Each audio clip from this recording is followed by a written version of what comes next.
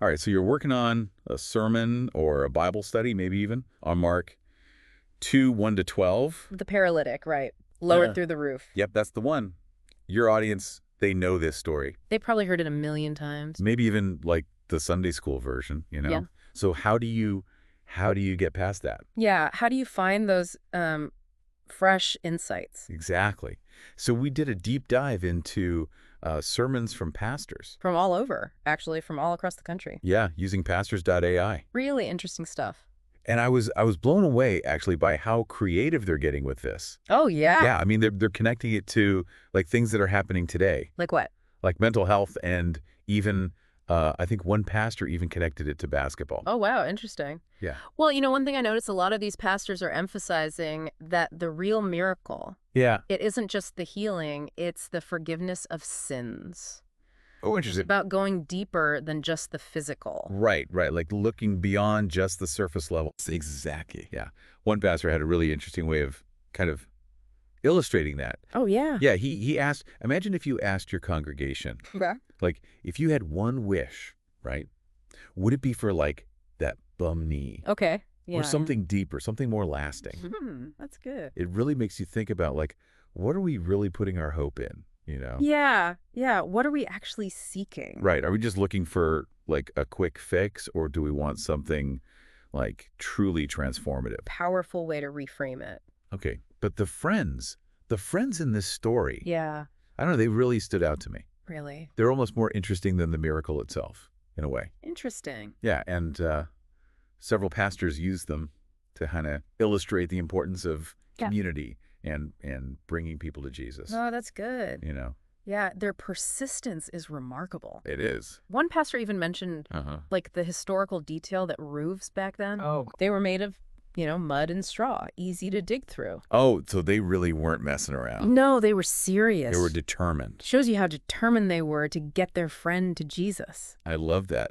It's like, we're not letting a roof stop us. Exactly. Like, what an image. That's powerful. What Yeah. it means to be a real friend, you know? And to advocate for somebody. Yeah. Yeah, it's like, it really speaks to the power of like collective effort, right? Like individually, maybe they couldn't have gotten through, but together Together, they made it happen. they did something amazing. Yeah. It's a great lesson for us, I think, today about the strength we find in community and how we can like support each other Oh, I see. on those faith journeys, you know? Yeah. Yeah, I like that. You know, it's really cool how these pastors are finding like modern day applications for this story. For example, one pastor connected this to supporting people with mental health challenges. Oh, wow. Yeah, he was talking about how just like the friends removed physical barriers, Right. we need to like break down the stigma around mental health Okay, yeah. and be those, breakthrough friends Love that. to help people Yeah. get the support they need. That's such a relevant message. Isn't it? For today's church. For sure. It's not just about like physical healing anymore. Right, it's about the whole person. Right. It's mind, body, spirit. The whole package. Yeah. And it's about recognizing those invisible barriers. Yeah, yeah. That can keep people from really experiencing like the fullness of life and faith. That's good. I like that.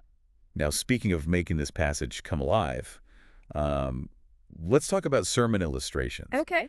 Some of these pastors got really creative Yeah. with their analogies and stories. Oh, I bet.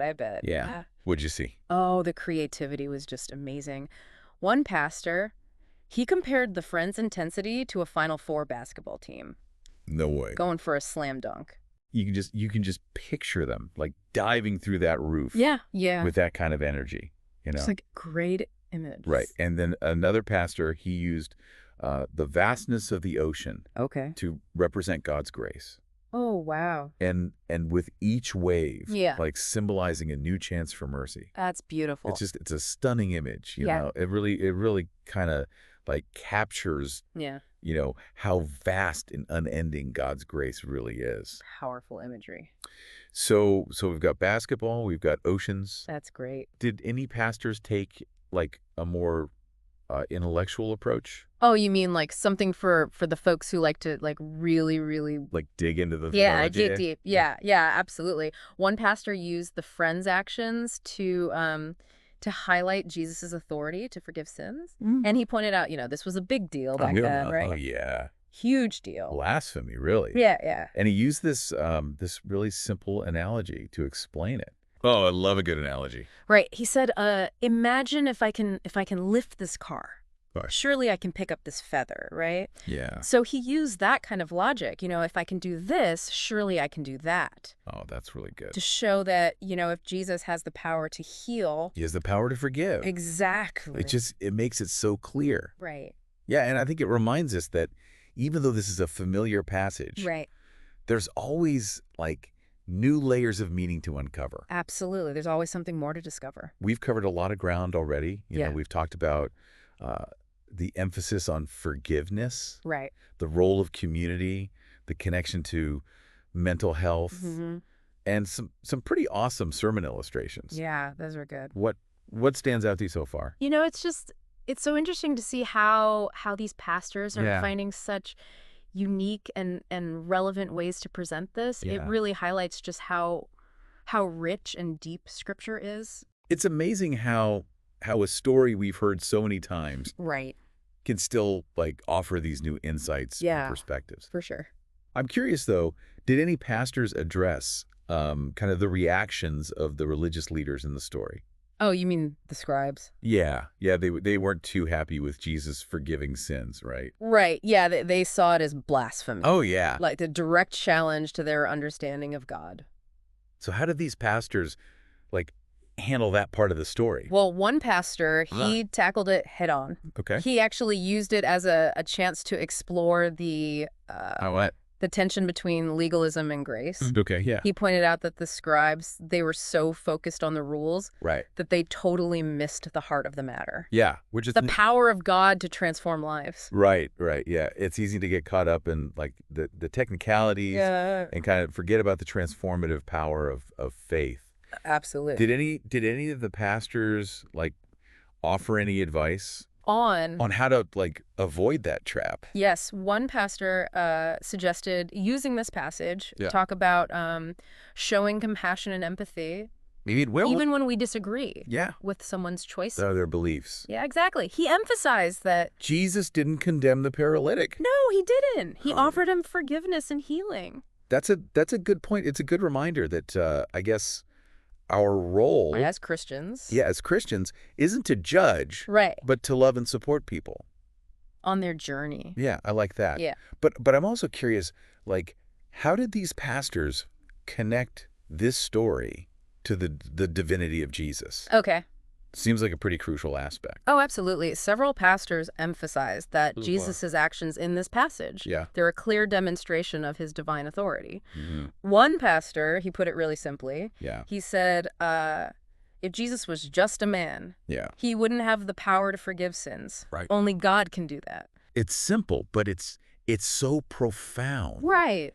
It really drives home the point that this is about way more than just physical healing. Yeah. This is about encountering the divine. Exactly. It challenges us to think about, how do we understand the nature and authority of Jesus? In our own lives. Yeah, in our own lives, yeah. We've talked about a lot of the the deeper meaning and the theological stuff, Mhm. but I'm curious, what other creative sermon illustrations did you see? Oh, yeah. We got the basketball and the oceans, Yeah. but I bet these pastors had even more up their sleeves. Oh, they did. They had some good ones. It's so cool how these pastors are not shying away from the tough questions, Mhm. and they're finding these these creative ways to make this passage relevant, for people today. Yeah, they're really thinking outside the box. And Yeah. when it comes to illustrations, Yeah. there's a real range of approaches. Yeah. One that stood out to me used a personal story. Oh, I love a good personal story. Right. Yeah, what was it about? So this pastor talked about a friend from his past. Okay. Who, was a good person, but Right. not someone who really challenged him spiritually. Okay. So he used that experience to Yeah. highlight the difference between those casual friendships and the ones that really push us to grow in our faith. Oh, I like that. And he even gave practical tips to his congregation Okay. on how to be a better breakthrough friend. That's awesome. I think this personal touch is so powerful. It is. Especially coming from the pulpit, you know? What about pastors who maybe aren't as comfortable sharing personal stories? Yeah. What else did you see? Definitely. One pastor, he used humor to get his point across. Oh, I love it. He told this joke about a man stuck in a flood. Okay. And the guy's refusing rescue. Why? Because he's like, God will save me. Oh, no. You can imagine how that turned out. So what happened?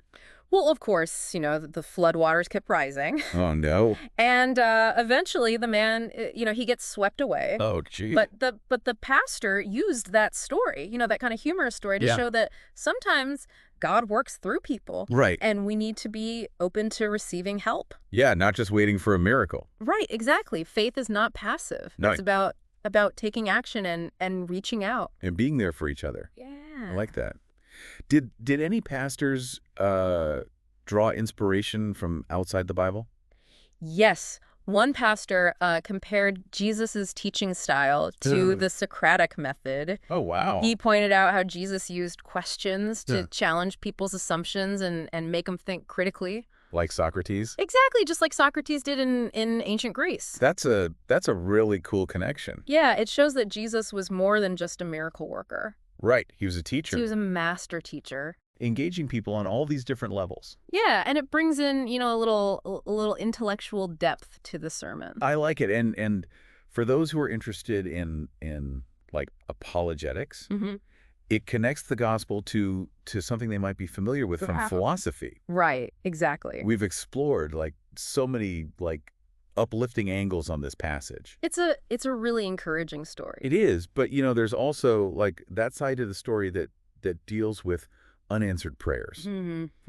That's a tough one. Did any of the pastors address that? One pastor did. He quoted Craig Groeschel, who said, sometimes when you know God can, it's hard to understand why he doesn't. It's so true. It's a hard truth. Yeah, sometimes faith is hard. It is. And we don't always get the answers we want. No, we don't. But it's good to see a pastor acknowledging that. Yeah, it's important to create space for those tough questions. Yeah. And this pastor, he used that quote to encourage his congregation to trust God's plan, even when it doesn't make sense. Yeah, even when we don't understand. So as we wrap up this deep dive, and to Mark 2:1-12, we've seen that this familiar passage, it still has so much to offer. Absolutely. It can inspire us. It can challenge us. It can give us these new insights. There's always something new to discover. We've explored the theology, the practical applications, the creative illustrations. We even touched on some of the tough questions of faith. There's something here for everyone. Yeah, I think so. So if you're working on a message on this passage, remember, be bold, be creative, and most importantly, be authentic. That's good. Don't be afraid to dig a little deeper. Yeah. And find those hidden gems that are going to resonate with your audience. Yeah. And ultimately, the goal is to point people to Jesus. The one who heals and forgives. And makes all things new. Yeah, let this passage be a source of inspiration and transformation for you. And for your congregation. Thanks for joining us for this deep dive. It's been a pleasure.